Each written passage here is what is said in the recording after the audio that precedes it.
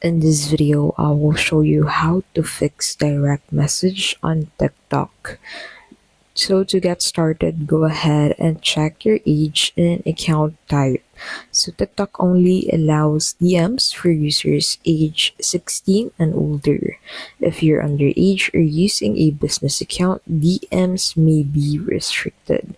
Another thing you can do is to go ahead and update the TikTok app. So go ahead and open Play Store on your device.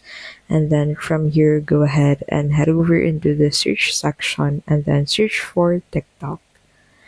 And then on the results, click on TikTok, and if you find an update button instead of an open button, go ahead and click on that to update the TikTok application. Another thing that you can do is to go ahead and verify your phone number.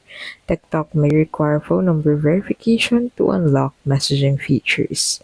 Next thing you can do is to go ahead and adjust privacy settings. Head over into your profile by clicking on that profile button at the bottom right of your screen. And then once you're on your profile, go ahead and click on that three lines at the top right of your screen. So go ahead and click on that. And then once this pops, click on settings and privacy.